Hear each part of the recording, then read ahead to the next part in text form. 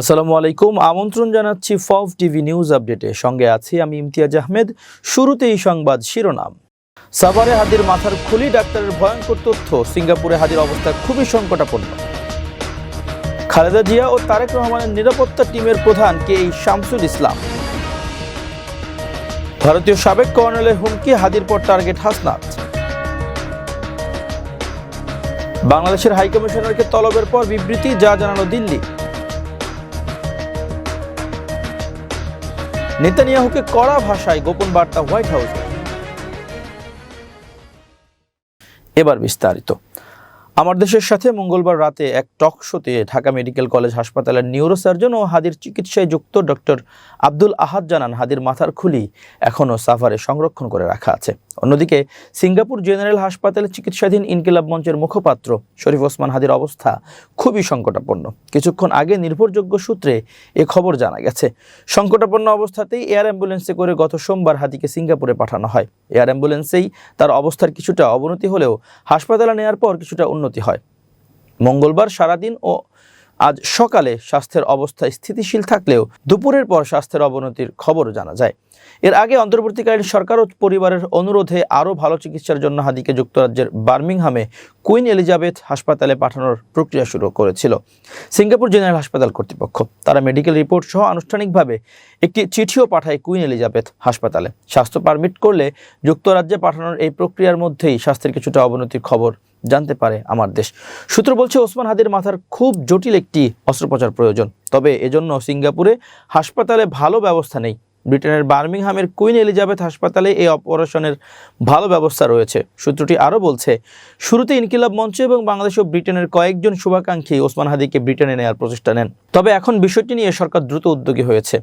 আজ সকালে তিনজন উপদেষ্টা ফৌজুল কবির খান, মোস্তফা সরোয়ার ফারুকী ও ডাক্তার সাইদুর রহমান কনফারেন্সে হাদির বড় ভাই ও ওমরের সঙ্গে কথা বলেন এবং সরকারের তরফ থেকে সব ধরনের সহযোগিতা ও উদ্যোগ গ্রহণের আশ্বাস দেন। সব ঠিক থাকলেও ওসমান হাদিকে লম্বা সফরে নেওয়ার মতো শারীরিক অবস্থা আছে কিনা সে বিষয়ে সিঙ্গাপুরের চিকিৎসকদের সবুজ সংকেতের প্রয়োজন।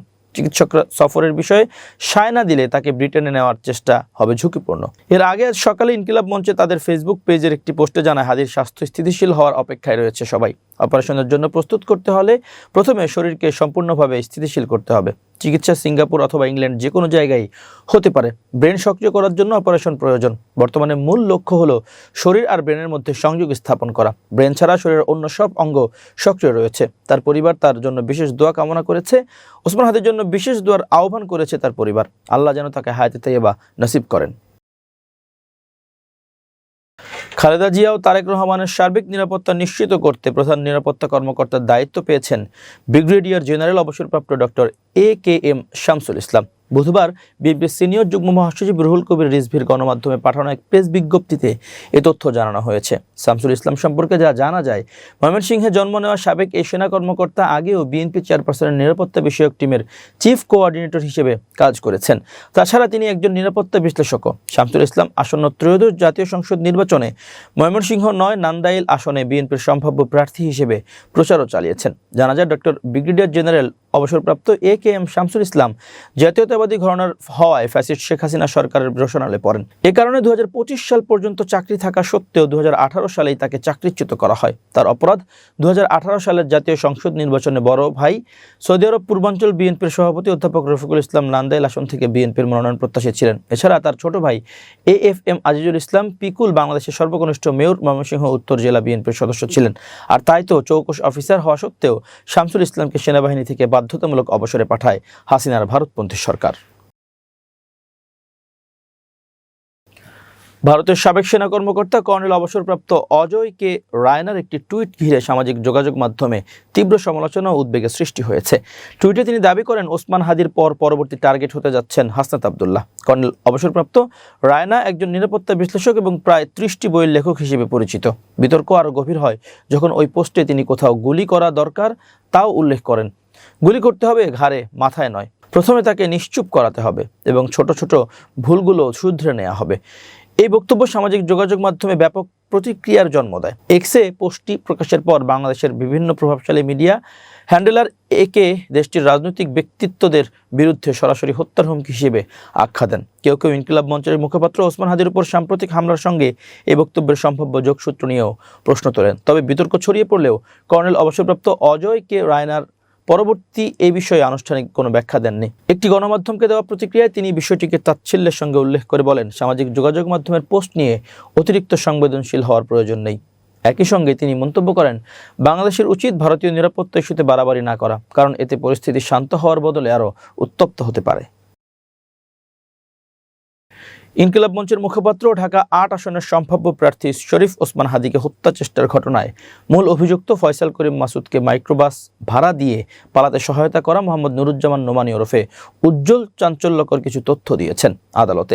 বুধবার ১৭ সেপ্টেম্বর সন্ধ্যায় ঢাকার অতিরিক্ত চিফ মেট্রোপলিটন ম্যাজিস্ট্রেট জাসিতা ইসলামের আদালতের নুরুজ্জামান নোমানীর রিমান্ডে শুনানি হয়। এদিন মামলার তদন্তকারী কর্মকর্তা ডিবি পুলিশের পরিদর্শক ফয়সাল আহমেদ তার ৫ দিনের রিমান্ড চেয়ে আবেদন করেন। এ সময় রাষ্ট্রপক্ষের আইনজীবী ওমর ফারুকী রিমান্ডের পক্ষে শুনানি করেন। শুনানি শেষে বিচারক আসামির ৩ দিনের রিমান্ড মঞ্জুর করেন। রিমান্ডের শুনানিতে মোহাম্মদ নুরুজ্জামান নোমানী জানান, হাদিকে হত্যা চেষ্টার মামলায় প্রধান সন্দেহভাজন ফয়সাল করিম মাসুদ ১২ ডিসেম্বর ঘটনার দিন একটি প্রাইভেট কার ভাড়া করেছিলেন। সেই গাড়ির চালককে ৩ বার ৩ স্থানে আসতে বলেছিলেন তিনি। প্রথমে গাড়িটিকে আসতে বলা হয়েছিল ঢাকার মৎস্য ভবনের সামনে, কিন্তু জুমার নামাজের পর গাড়িটিকে আসতে বলা হয় আগারগাঁওয়ের বিএনপি বাজারে। সবশেষ ধামরাই উপজেলার কালামপুরে যেতে বলা হয় গাড়িটিকে। সেখান থেকে গাড়িতে উঠে ময়মনসিংহে যান ফয়সাল। গাড়ি ভাড়ার সূত্র ধরে ফয়সাল করিমের সঙ্গে পরিচয় হয় বলে দাবি করেন নুরুজ্জামান নোমানী। তিনি বলেন, গত ৩ মাস ফয়সালের সঙ্গে তার সরাসরি দেখা হয়নি, হোয়াটসঅ্যাপের মাধ্যমে তিনি গাড়ি ভাড়া নিতেন। নুরুজ্জামান বলেন, ৯ মাস আগ থেকে গাড়ি ভাড়া নেয়ার সূত্র ধরে অনলাইনে হোয়াটসঅ্যাপে ফয়সালের সঙ্গে সম্পর্ক হয়। আমি তো দিছি ভাড়া, কিন্তু উনি কি করছে আমি বুঝতেছি না। হাদিকে হত্যা চেষ্টার দিন ফয়সাল পারিবারিক কারণ দেখিয়ে গাড়ি ভাড়া করতে চান বলে জানান নুরুজ্জামান। তিনি বলেন, সেদিন তার সব গাড়ি ট্রিপে থাকায় তিনি ফয়সালকে প্রথমে না করে দিয়েছিলেন, কিন্তু পরে তার বন্ধু সুমনের গাড়ির ব্যবস্থা করে দেন। নুরুজ্জামান বলেন, ফয়সাল প্রথমে গাড়িটি মৎস্য ভবনের সামনে পাঠিয়ে দিতে বলে। গাড়িটি সেখানে পাঠানো হলে তখন ফয়সাল বলেন, ভাই একটু সমস্যা, মৎস্য ভবনে যাব না, আপনি জুমার পরপরই বিএনপি বাজারের সামনে গাড়িটা পাঠিয়ে দিয়েন। পরে বিএনপি বাজারের সামনে আসার পরে দুষ্ট লোকটা বলে, ভাই আমি তো ওখানে থাকবো, চালক আসছে কিনা, খালি গাড়িটা আপনি কালামপুরে পাঠান। এরপর নুরুজ্জামান চালক সুমনকে ফোন করে গাড়ি নিয়ে কালামপুরে যেতে বলেন। বিচারক বলেন, ড্রাইভারকে চেনেন? নুরুজ্জামান বলেন, জি। ড্রাইভার কোথায় আছে জানেন? নুরুজ্জামান বলেন, তাকেও আনা হয়েছে, তিনি ডিবিতে আছেন। প্রসঙ্গত, গত ১২ ডিসেম্বর দুপুরে রাজধানী পুরানা পল্টনের বক্স কালভার্ট রোডে বিজয়নগর এলাকায় ইনকিলাব মঞ্চের আহ্বায়ক এবং ঢাকা ৮ আসনের সম্ভাব্য স্বতন্ত্র সংসদ সদস্য প্রার্থী শরীফ ওসমান হাদি একটি রিকশায় যাওয়ার সময় মোটরসাইকেলে করে আসা দুজনের একজন তাকে লক্ষ্য করে গুলি করে পালিয়ে যায়। গুলিতে হাদির মাথায় গুরুতর আঘাতপ্রাপ্ত হন। এ ঘটনায় গত ১৪ ডিসেম্বর ইনকিলাব মঞ্চের সদস্য সচিব আব্দুল্লাহ আল জাবের বাদী হয়ে হত্যা চেষ্টা মামলা করেন। আইনশৃঙ্খলা রক্ষাকারী বাহিনী গুলি চালানোর সঙ্গে জড়িত সন্দেহে দুজনকে শনাক্ত করে। তারা হলেন ফয়সাল করিম মাসুদ ওরফে দাউদ খান, প্রধান সন্দেহভাজন শুটার, এবং আলমগীর হোসেন বাইক চালক। এই ঘটনায় ইতোমধ্যে ফয়সাল করিমের স্ত্রী, প্রেমিকা ও শ্যালককে গ্রেপ্তারের পর রিমান্ডে নিয়েছে পুলিশ। এবার আন্তর্জাতিক প্রসঙ্গ। বাংলাদেশের হাইকমিশনারকে তলব করে নিরাপত্তা পরিস্থিতি নিয়ে উদ্বেগ প্রকাশ করেছে ভারত। বুধবার দুপুরে বাংলাদেশের হাইকমিশনার এম রিয়াজ হামিদুল্লাহকে তলব করে এই বিষয়ে উদ্বেগের কথা জানানো হয়। বুধবার দুপুরে ভারতের পররাষ্ট্র মন্ত্রণালয় থেকে এক সংবাদ বিজ্ঞপ্তিতে বিষয়টি নিশ্চিত করা হয়। বাংলাদেশের অন্তর্বর্তীকালীন সরকার তার কূটনৈতিক নিয়ম অনুযায়ী বাংলাদেশ মিশন ও পোস্টের নিরাপত্তা নিশ্চিত করবে বলে আশা করেছে ভারত। ওই বিজ্ঞপ্তিতে ভারত বলেছে, ভারতে নিযুক্ত বাংলাদেশের হাইকমিশনার রিয়াজ হামিদুল্লাহকে আজ পররাষ্ট্র মন্ত্রণালয় তলব করে বাংলাদেশের নিরাপত্তা পরিবেশের অবনতিতে ভারতের তীব্র উদ্বেগের কথা অবহিত করেছে। বিশেষ করে কিছু চরমপন্থী উপাদানের কার্যকলাপের প্রতি তার দৃষ্টি আকর্ষণ করা হয়েছে, যারা ঢাকায় ভারতীয় মিশনের চারপাশে নিরাপত্তা পরিস্থিতি তৈরির পরিকল্পনা ঘোষণা করেছে। ভারত জানিয়েছে, বাংলাদেশের সাম্প্রতিক কিছু ঘটনা নিয়ে উগ্রবাদের তৈরি মিথ্যা কাহিনী সম্পূর্ণরূপে প্রত্যাখ্যান করে দেশটি। এটা দুঃখজনক যে অন্তর্বর্তী সরকার এখনও সম্পূর্ণ তদন্ত চালায়নি এবং ভারতকে প্রাসঙ্গিক প্রমাণ শেয়ার করেনি। ওই বিবৃতিতে ভারতের পররাষ্ট্র মন্ত্রণালয় আরও বলেছে, বাংলাদেশের জনগণের সঙ্গে ভারতের ঘনিষ্ঠ ও বন্ধুত্বপূর্ণ সম্পর্ক রয়েছে, যা স্বাধীনতা সংগ্রামের মূলে রয়েছে। বিভিন্ন উন্নয়নমূলক এবং জনগণের সঙ্গে যোগাযোগের মাধ্যমে তা আরও জোরদার হয়েছে। আমরা বাংলাদেশে শান্তি ও স্থিতিশীলতার পক্ষে এবং শান্তিপূর্ণ পরিবেশে অবাধ, সুষ্ঠু, অন্তর্ভুক্তিমূলক এবং বিশ্বাসযোগ্য নির্বাচনের জন্য আমরা ধারাবাহিকভাবে আহ্বান জানিয়ে আসছি। এর আগে গত সোমবার ঢাকায় ভারতীয় হাইকমিশনার প্রণয় ভার্মাকে তলব করেছিল বাংলাদেশের পররাষ্ট্র মন্ত্রণালয়। এর দুদিনের মাথায় দিল্লিতে বাংলাদেশের হাইকমিশনারকে তলব করা হলো। ফিলিস্তিনের গাজায় ইসরায়েলের এক হামলাকে যুদ্ধবিরতি চুক্তির লঙ্ঘন হিসেবে উল্লেখ করে ইসরায়েলের প্রধানমন্ত্রী বেনিয়ামিন নেতানিয়াহুকে কড়া ভাষায় গোপন বার্তা পাঠিয়েছে white house. President Donald Trump গাজায় এ যুদ্ধবিরতি চুক্তির মধ্যস্থতা করেছিলেন। সূত্রের বরাতে যুক্তরাষ্ট্রভিত্তিক সংবাদ ওয়েবসাইট এক্সিওসের খবরে বলা হয়, সাম্প্রতিক ইসরায়েলি হামলায় হামাসের সামরিক শাখার উপকমান্ডার রায়েদ সাদ নিহত হওয়ার পরই এ বার্তা পাঠানো হয়। হামলায় 4 জন নিহত হন। প্রতিবেদন অনুসারে একজন ঊর্ধ্বতন মার্কিন কর্মকর্তা বলেছেন, নেতানিয়াহুর প্রতি হোয়াইট হাউসের বার্তা ছিল, আপনি যদি আপনার সুনাম নষ্ট করতে চান এবং দেখাতে চান যে আপনি চুক্তি মানেন না, তবে সেটি আপনার বিষয়, কিন্তু গাজার চুক্তি সম্পাদনের পর রাষ্ট্রপতি ট্রাম্পের সুনাম নষ্ট করার অনুমতি আমরা আপনাকে দেব না। মার্কিন কর্মকর্তারা জানিয়েছেন, ইসরায়েলি সরকার হামলার আগে ওয়াশিংটনকে অবহিত করেনি বা তাদের সঙ্গে পরামর্শ করেনি। গাজার হামাস প্রধান খলিল আল হাইয়া টেলিভিশনকে দেওয়া এক ভাষণে নিশ্চিত করেছেন, ইসরায়েলি হামলায় সাদ নিহত হয়েছেন। শনিবার এক বিমান হামলায় নিহত হওয়ার আগ পর্যন্ত সাদ বেশ কয়েকটি ইসরায়েলি হত্যা প্রচেষ্টার লক্ষ্যবস্তু ছিলেন। 10 অক্টোবর গাজায় কার্যকর হওয়া যুদ্ধবিরতি চুক্তি সত্ত্বেও এই হামলা চালানো হয়। চুক্তির পর থেকে ইসরায়েলি সেনাবাহিনী বারবার যুদ্ধবিরতি লঙ্ঘন করে কমপক্ষে 391 জন ফিলিস্তিনিকে হত্যা করেছে এবং 1063 জনকে আহত করেছে। 2023 সালের অক্টোবর থেকে গাজায় ইসরায়েলের হামলায় 70,600 জনেরও বেশি মানুষ নিহত হয়েছে, যাদের বেশিরভাগই নারী, শিশু এবং 1,71,100 জনেরও বেশি আহত হয়েছে, যা যুদ্ধবিরতি সত্ত্বেও অব্যাহত রয়েছে। এবার বিজ্ঞান ও প্রযুক্তির খবর। প্রকৃতি মাঝে মধ্যে এমন সব রূপ ধারণ করে যা দেখলে বিস্ময়ে বিমূঢ় হতে হয়। ইরানের হরমুজ দ্বীপ উপকূলে বর্তমানে এমনই এক লোমহর্ষক দৃশ্যের দেখা মিলেছে। পাহাড়ের ঢাল বেয়ে সমুদ্রের নীল জলে মিশেছে গাঢ় লাল রঙের ধারা, যা দেখে মনে হচ্ছে যেন আস্ত এক রক্ত নদী গিয়ে মিশেছে সাগরে। সামাজিক যোগাযোগ মাধ্যমে এই রক্ত লাল সমুদ্রের ভিডিও এখন রীতিমতো ভাইরাল। খবর গালফ নিউজের। প্রথম দেখায় আঁতকে ওঠার মতো মনে হলেও এই ঘটনার পেছনে রয়েছে এক চমৎকার প্রাকৃতিক কারণ। হরমুজ দ্বীপটি মূলত তার খনিজ সমৃদ্ধ মাটির জন্য বিশ্বজুড়ে সুপরিচিত। এখানে প্রচুর পরিমাণে আয়রন অক্সাইড বা লৌহ আকরিক রয়েছে, যা স্থানীয়ভাবে গোলাক নামে পরিচিত। ভারী বৃষ্টিপাত শুরু হলে পাহাড়ের এই লাল মাটি বৃষ্টির জলে ধুয়ে প্রবল স্রোত নিয়ে সাগরে গিয়ে আছড়ে পড়ে। খনিজ মিশ্রিত এই লাল পানি যখন সমুদ্রের নীল জলের স্পর্শে আসে, তখন পুরো উপকূলীয় এলাকাটা টকটকে লাল বর্ণ ধারণ করে। নেটিজেনরা একে রক্তের ধারা বললেও এটি মূলত বিশুদ্ধ খনিজ লবণের খেলা। এই অভূতপূর্ব দৃশ্য দেখতে এখন হরমুজ দ্বীপে ভিড় করছেন দেশি বিদেশি অসংখ্য পর্যটক ও আলোকচিত্রী। দ্বীপটিকে বলা হয় রেইনবো আইল্যান্ড বা রংধনু দ্বীপ, কারণ এখানে কেবল লাল নয়, বরং হলুদ, কমলা এবং আরও নানা রঙের শিলাস্তর দেখা যায়। বৃষ্টির পর সমুদ্রের এই রক্তিম রূপ দ্বীপটির সৌন্দর্যকে এক নতুন মাত্রা দিয়েছে।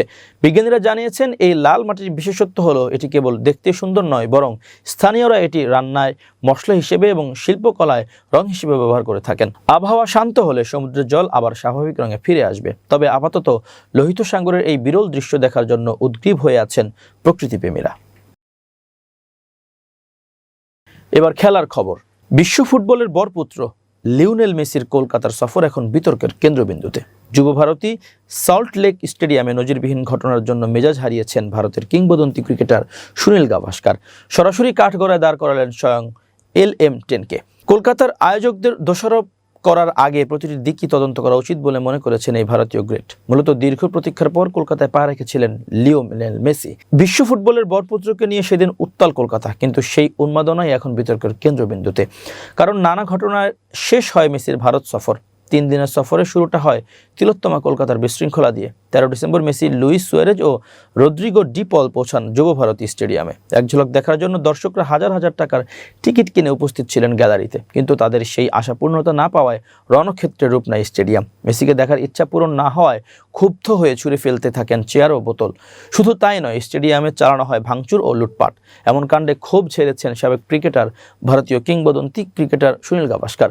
এমন লঙ্কা কাণ্ডের জন্য মেসিকেই দায়ী করেছেন এই ভারতীয় গ্রেট। সুনীল গাভাস্কার বলেন, কলকাতার সল্ট লেক স্টেডিয়ামে সম্প্রতি ঘটে যাওয়া ঘটনায় দোষারোপ করা হয়েছে সবাইকে, কেবল সেই ব্যক্তির উপর নয় যিনি তার প্রতিশ্রুতি পূরণে ব্যর্থ হয়েছেন। তার চুক্তির বিস্তারিত অবশ্য প্রকাশিত হয়নি, কিন্তু তার যদি 1 ঘন্টার জন্য স্টেডিয়ামে থাকার কথা থাকে এবং তিনি যদি সময়ের আগে চলে যান, তবে ভক্তরা যে অর্থ দিয়ে টিকিট কিনেছিলেন তাদের জন্য এটা হতাশার। তাহলে মূল দোষী তিনি এবং তার সহযোগীরাই। প্রিয় দর্শক, শেষ করছি ফফ টিভি নিউজ আপডেট। আজ এ পর্যন্তই। ভিন্ন খবর নিয়ে দেখা হবে আগামীকাল রাত 8টায়। নিজেকে আপডেট রাখতে সাবস্ক্রাইব করুন চ্যানেলটি। নিয়মিত লাইক, কমেন্ট ও শেয়ার করে ছড়িয়ে দিন সর্বত্র। সুস্থ থাকুন, নিরাপদে থাকুন। আল্লাহ হাফেজ।